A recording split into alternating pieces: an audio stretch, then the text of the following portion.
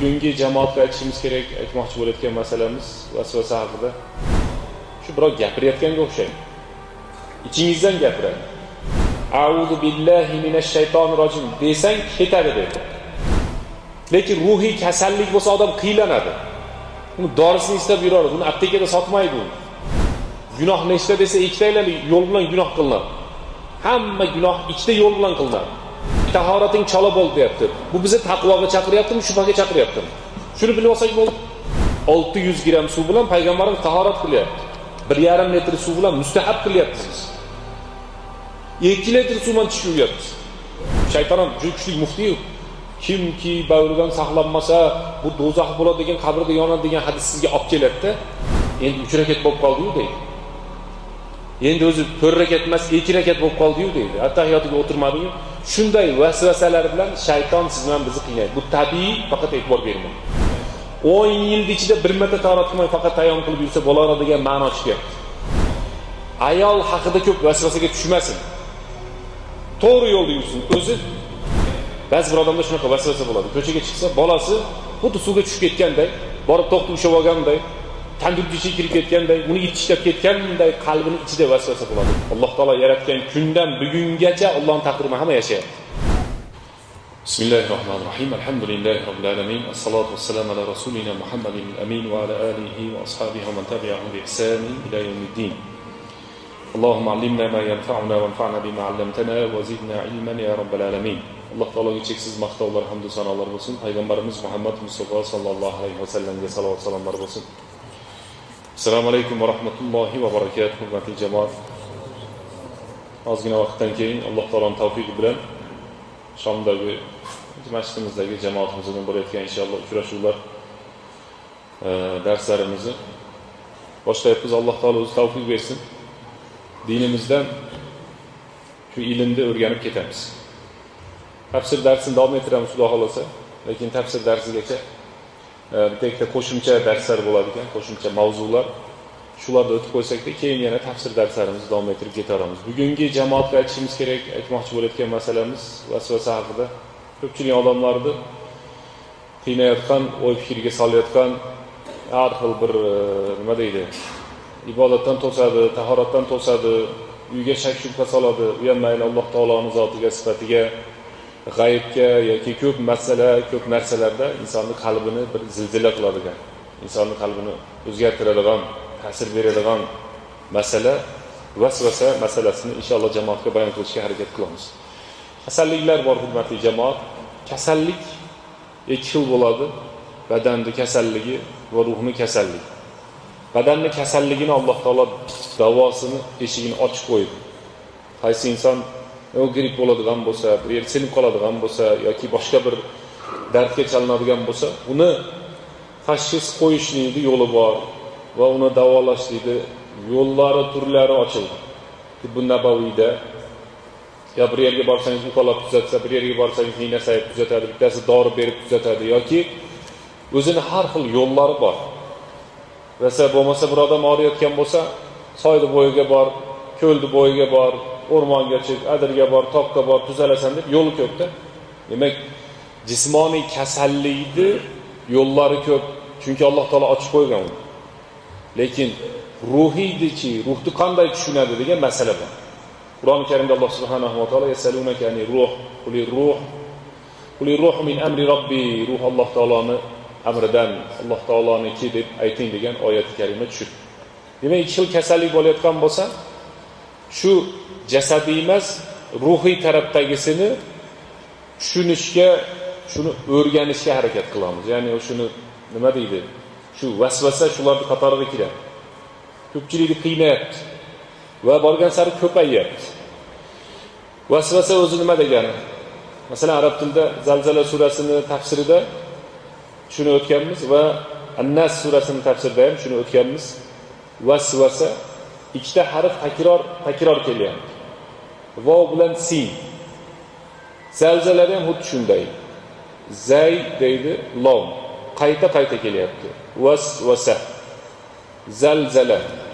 Zilzila qanday bo'ladi desa, takror va shiddatli bo'ladi. Yer qimillashligi qattiq bo'ladi va ko'p bo'ladi. Biz uni ba'zisini bilamiz, juda ham ko'pini bilmaymiz. Bir kunda qancha yer qimirlaydi biz uni bilmaymiz. Takror bo'ladigan narsani zalzala deydi. Quvvat bilan va ko'p bo'ladi. Bir joyda qimirlatish uchun katta kuch kerak.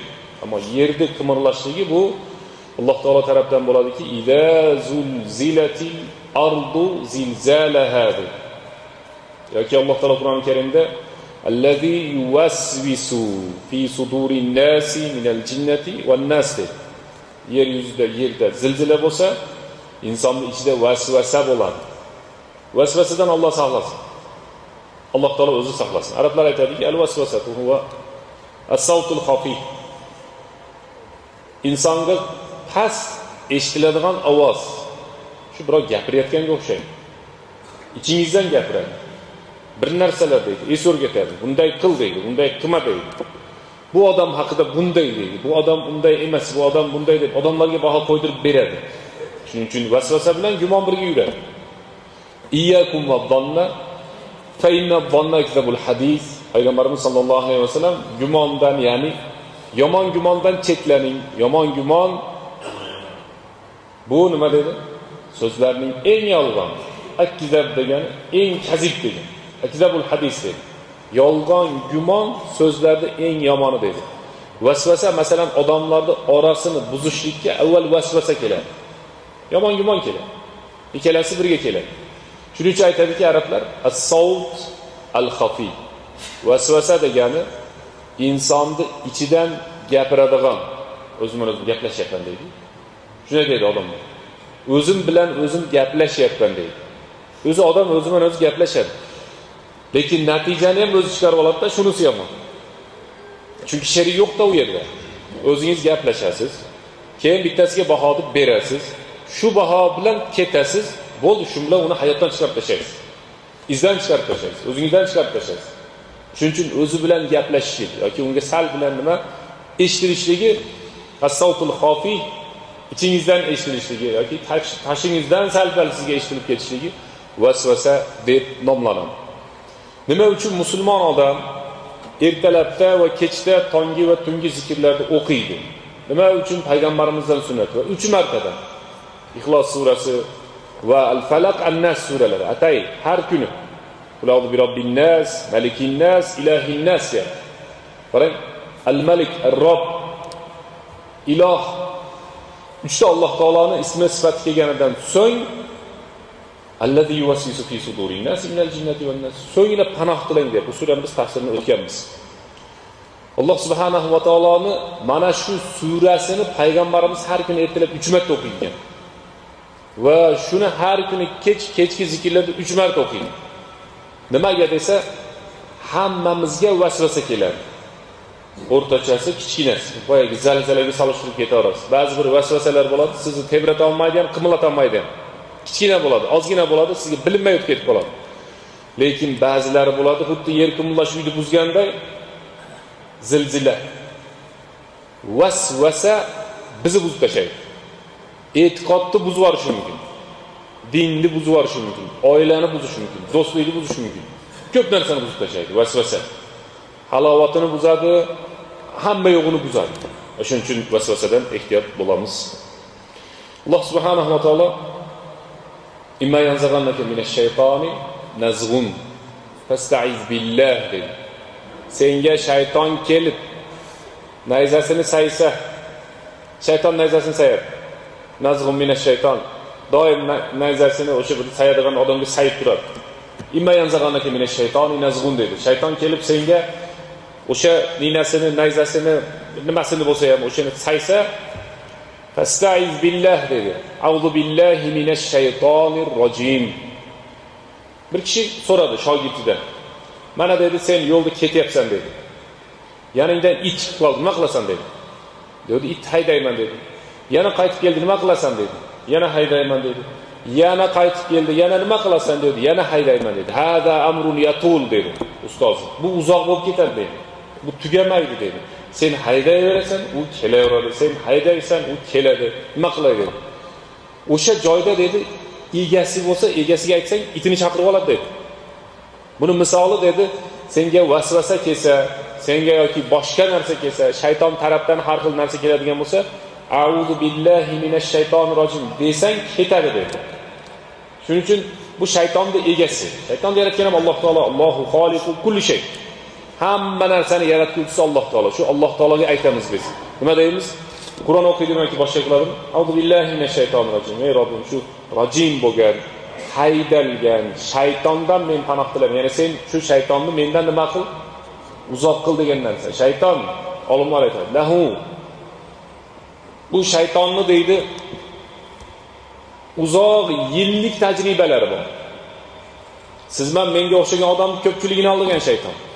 Siz mendan taqvodorni aldigan. Siz mendan bilimdonni aldigan. Siz mendan ko'ra kuch ko'pini aldigan. Juda ham ko'pchilikni aldab qo'ygan. Tajribasi o'ta ko'p va katta. Biz kuchimiz yetmaydi.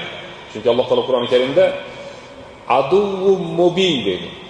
Shayton sizlarning ochiq dushmaninglar dedi. Va shayton bilan urushmaslikni aytdi Alloh taolo.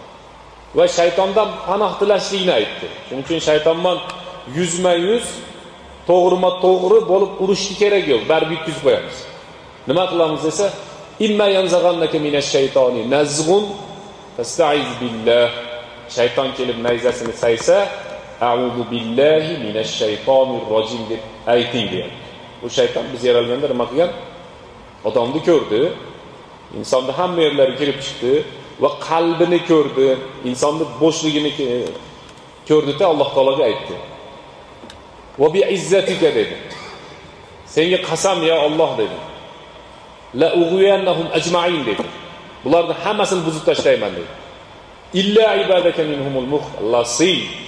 Ixlosli bandalaringni buzolmayman dedi. Shaytonning ishi shu. Shaytonning ishi vasvasa qilishlik. Shaytonning ishi buzishlik. Birinchisi. Qanday qilib vasvasa qiladi? Payg'ambarimiz sollallohu alayhi vasallam aytdiki, sizga bir kishi keladi dedi. O'y keladi, fikr keladi. Buni kim yaratdi? Buni kim yaratdi? Buni kim yaratdi? Biz nima deymiz? Alloh yaratdi deymiz. Boya aytdim oyatda. Allohu xoliqu kulli shay. Alloh hamma narsani yaratuvchisi. Alloh taolo xoliq, yaratuvchi Alloh taolo. So'ngra aytadi. Buni Alloh yaratdi, buni Alloh yaratdi, buni Alloh yaratdi. Alloh kim yaratdi deydi. Agar shunday narsa keladigan bo'lsa dedi payg'ambarimiz sollallohu alayhi vasallam, "Falyasta'iz billahi wal yantahi." Shu yerdan boshlab a'udhu billahi minash shaytonir rojim desin va to'xtasin dedi. Bo'ldi, o'y fikrini to'xtatsin. Osmonni kim yaratdi? Alloh. Yerni kim yaratdi? Alloh taolo. Insonni, jinni, shaytonni kim yaratdi? Hammasini Alloh taolo yaratdi. Alloh kim yaratdi degan narsa kelsa dedi hadisda payg'ambarimiz sollallohu alayhi vasallam. A'udhu billahi minash shaytonir rojim deb aytsin dedi. O'sha joyda. Valiyantahi. Bo'ldi, to'xtasin dedi. Vasvasaning yomon tarafi Alloh saqlasin. Maradul idol deydi arablar. Eng yomon kasallik. Badan kasalligi bilan ruh kasalligining farqi badandikini dorisi borda, yo'q bo'lsa o'ladi. Dorisi bor. Har xil yo'llar bilan dorisi bor. Buni biz bayonni boshida tushuntirdik. Lekin ruhiy kasallik bo'lsa odam qiylanadi. Uni dorisini istab yuradi. Uni aptekada sotmaydi u. Bir tabib borsangiz to'g'rilab qo'ymaydi bu narsani. O'y fikr keladi. Hadisun nafs deydi. Yaxshiyamki Allohning rahmatidan inson ichida o'zi bilan o'zi gaplashib yurganiga javob bermaydi. Odam ichida o'ylanib xotiniga taloq qilib qo'ysa taloq tushmaydi. Ichida o'ylanib biroma urushgan bo'lsa urushgan hisoblanmaydi. Ichida har xil yomon fikrlar kelgan bo'lsa ichida qolib ketadi. Bo'l, tamom. Unga inson javobgar emas. Xuddi odam tushiga javobgar bo'lmagani kabi. Lekin deyap payg'ambarimiz sollallohu alayhi vasallam sizlarga kelib uni kim yaratdi, buni kim yaratdi desa, so'ngra Allohni kim yaratdi degan o'y fikr kelsa nima qiladi ekan? A'udhu billahi minash shaytonir rojim. Valiyantahi. Tamom. Mana shu joyda to'xtasin. Ikkinchi masala mana shu hadisga tegishli aytdik hadisda. Sahobalar aytdi, ya Rasululloh dedi, bizga shunday o'y fikrlar keladi, biz sizga uni aytgimiz kelmaydi dedi. Biz uni sizga aytgandan ko'ra o'zimiz tog'dan tashganimiz yaxshi dedi. Ava tajiduna zalika dedi. Shunday shu darajaga bordilar dedi payg'ambarimiz sollallohu alayhi vasallam. Shunday o'ylar keladi dedi. Shunday fikrlar keladi dedi. Biz sizga uni aytgandan ko'ra aytmaganimiz edi. Biz ichimizdan chiqmas kerak edi. U tilimdan chiqqandan ko'ra bo'ynimda osilganim yaxshi dedi. Shunda payg'ambarimiz sollallohu alayhi vasallam qola Imom Buxoriy Muslimda kelgan shu hadis qola zalika sarihul iymon. Insonni iymonini ochib mo'min musulmonligiga to'liq dalil bo'ladigan narsa mana shu dedi. Nimasi desa tildan chiqib ketmasligi. Ichiga keladi. Auzubillahi mineşşeytanirracim deydi. Tamam, tugaydi shu narsa. Panoh tilash kerak. Hurmatli jamoat. Vasvasadan panoh tilash kerak. Demak, birinchisi va bizdan ulug' va taqvodor bo'lgan sahobalar sinalgan masala nima desa, Alloh taoloda sinaladi. Va g'aybiy masalalarda sinaladi. Ba'zi bir firqalar shunda adashib ham ketib qoldi. Alloh subhanahu va taolo haqida keladi birinchi vasvasa. Alloh taoloning qudratida, Alloh taoloning zotida. Va shu bilan birgalikda e'tiqodiy masalada shunday keladiki, keyingisi qabrda nima bo'lar ekan endi? Qiyomat qanday bo'ladi ekan endi? Jannat do'zax qanday ekan? Yoki boshqa g'aybiy masalalarga kelishib boshlaydi odamlar. Iymon ko'p duo qilish kerak inson. Shu biz g'aybga iymon keltirgan odamlarmiz-da. Alloh taolo alif lam mim zalikal kitab la rayba fihi hudal lil muttaqin allazina yu'minuna bil g'ayb. Bular g'aybga iymon keltirganda bizni maqtayapti Alloh. Biz ko'rmadik, eshitdik xolos. Ko'rmadik, eshitdik xolos. O'sha g'aybda shayton bizga shak shubha solishni boshlaydi. G'aybiy masalada shayton insonga shak shubha soladi.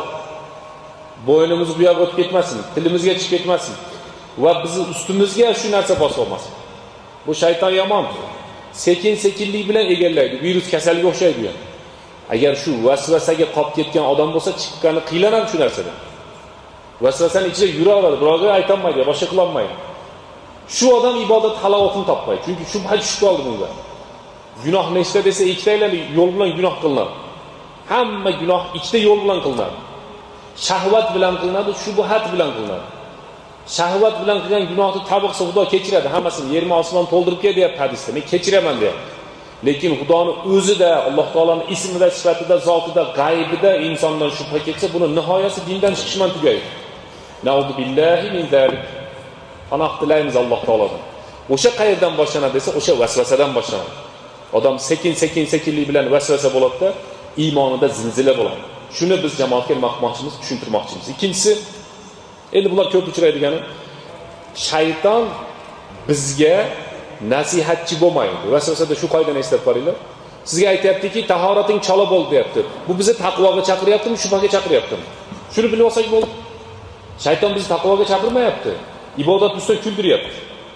Shayton bizni mukammalroq tahorat qil demayapti. Sen tahorat qilishni bilmaysan deyapti. Shu yerda almashyapti, odamlar adashyapti. Shayton bizga nasihatchi bo'lmaydi. Shuni tushunib olaylik. Shayton ibodatni buzadi. 600 gram suv bilan payg'ambarimiz tahorat qilyapti. 1,5 litr suv bilan mustahab qilyapsiz. 2 litr suvdan tish yuvyapsiz. Payg'ambarimiz sallallohu alayhi vasallam 2,5-2,600 suv bilan g'usl qilyapti. Siz qanchaman g'usl qilyapsiz hozir? Bo'lib keling-ku. Chala bo'lib qoldi shekilli deyapsiz. Mukammal bo'lmay qoldi deyapsiz. Nimaga? Biz payg'ambarimizdan mukammal bo'lib ketdimi bizning tahoratimiz? Bo'lish mumkin emas. Unday degan odam iymonda ketadi shunday. Eng mukammal tahorat payg'ambarimizga bo'lgan sallallohu alayhi vasallam. Eng mukammal g'usl payg'ambar, chunki hamma g'uslni nihoyat qayda tugaydi. Biz g'usl qayda o'rgandik? Payg'ambarimiz sallallohu alayhi vasallamdan o'rgandik. Tahorat kimda o'rgandik? Payg'ambar sallallohu alayhi vasallamdan o'rgandik. Lekin hozir bizga shayton kelib vasvasa solyapti. Seni deydi mustahabing chala deydi. Seni tahorating chala deydi. Seni g'usling chala deydi. Namozga kelsangiz seni namozing chala deydi. Shuni hammasi shaytondan. Bir olim odamlar so'zi bor aytishadiki. Masalan deydi. Shayton kelib sizni tahorating chala desa, bo'pti deydi. Bo'ldi, men chala tahoratman, namoz o'qiyman. To'g'ri, har safar shunday qilsa bo'lmaydi. Sizni ilashtirmoqchi. Sekin-sekinlik bilan shu chala bo'ldi degan tahorat bilan namoz ichida ham gapiraveradi-da. O'z tahorat yaxshi bo'lmoqda deydi. Qayerda bu shayton taqvoli bo'lib qoldi-ki? Qayerda bu bizga dinda sherik bo'lib qoldi-ki, bizni tahoratimiz chalagiga fatvo beradi. Esdan chiqarmaylik, hurmatli jamoat. Payg'ambarimiz sallallohu alayhi vasallam 600 gram suv bilan tahorat qilgan. Tahoratdan maqsad ko'p suv ishlatishlik emas, kasal bo'lsa tayammum qilaveradi. Kasal bo'lsa g'usl o'rniga tayammum qiladi, tahorat o'rniga emas, g'usl o'rniga. Imom Muslimdan rivoyat qilingan hadisda Payg'ambarimiz sallallohu alayhi vasallam at-turabu tahurul mu'mini walau 10 sinin dedi. Bu tuproq degani musulmon uchun poklik 10 yilga bo'lsa ham yetadi dedi. Ulamolar aytadi, 20 yil desa ham bo'lardi. Payg'ambarimiz misol uchun 10 yilda aytib xolos deyapti. 10 yil ichida bir marta tahorat qilmay faqat tayammum qilib yursa bo'lardi degan ma'no chiqyapti. Balki undan ham ko'p. Shuning uchun biz esdan chiqarmaylikki, shayton bizga nasihatchi bo'lmasin. Shayton bizga taqvoni o'rgatmasin, shayton dinni o'rgatmasin. Vasvasa qilyapti bu. Shayton siz bilan menga vasvasa qilyapti. Qayerda? Mustahabda boshlaydi. Payg'ambarimiz sollallohu alayhi vasallam hadisda aytadiki, bizni fiqhiy nimamizda o'zi aslida suv sepib qo'yishlik degan. Bir tomchi chiqib ketdi deydi. Shu sal chalib bo'lib qoldi deydi. Haligi hadisda olib keladi. Bu shayton ham juda kuchli muftiy. Kimki bag'ridan saqlanmasa, bu do'zax bo'ladi degan, qabrda yonadi degan hadis sizga olib keladi-da. Siz rosa mustahab qildingiz. Qog'ozni ham ishlatdingiz, bir narsalar ham qildingiz. Har narsa qilganingizga yana bir tom chiqib ketdi deyapti. Yo'q deng. Chiqib ketgani yo'q. Chiqsa chiqardi. Kasal odam o'zi bilan chiqib ketgan, lekin kasal emas qiynaydi-da. Buni badaniy kasali bo'lsa, nargini qanday qilyapti? Qalbiy, ruhiy kasalga olib boryapti. Vasvasa degan kasalga olib boryapti. Shuning uchun ulamolar aytadi. Eng ashaddiy kasal. Yo'li nima desa, chiqib ketdi deyishdan oldin shu yerga ozgina suv sepib qo'yish kerak ekan. Mustahab qilgan joyda, ha desa, men sepib qo'ygan suv, sen aytgan chiqqan yo'q deb qo'yadi. Tamom. Makkada bittasi namoz o'qiyapti, shunday qilib qo'ygan namozni o'qibdi. Uni kuzatib turgan odam aytibdi, keyin nimaga debdi, sen namoz ichida 2 degan raqamni ko'rsatasan. Desa, bu aytdiki, shayton dedi, men namoz o'qiyatsam, shayton kelib, seni tahorating yo'q deb aytuvdi. Ikkita guvoh olib kelsang namoz buzaman, bo'lmasam o'qiraman deb aytdim shaytonga dedi. Shunday, mustahkam bo'lish kerak. Iymon degan narsa mahkam bo'lish kerak. Shayton vasvasa qiladi. Nimaga? Shayton sizni boshqa yo'l bilan eplay olmadimi? Ibodatdan to'sa olmadi, dindan chiqara olmadi. Vasvasa qiladi. Qaytarib aytamiz, xatarli masala, hurmatli jamoat. Xatarli masala. Namozgacha sizni uxlatmoqchi bo'ldi. Uxlata olmadi bomdodga. Kimdir uxlatgandi. Namozgacha eplay olmadi. Tahoratda shubha qiladi. Namozni ichida tahoratda eslatadi, tahoratda o'zida buzuq bo'ldi. Bu shaytonning ishi, quloq solmaymiz. 3 marta yumading desa, ikkitasi sunnat deydi. 2 marta ham bo'lmadi desa, bittasi ham sunnat deydi.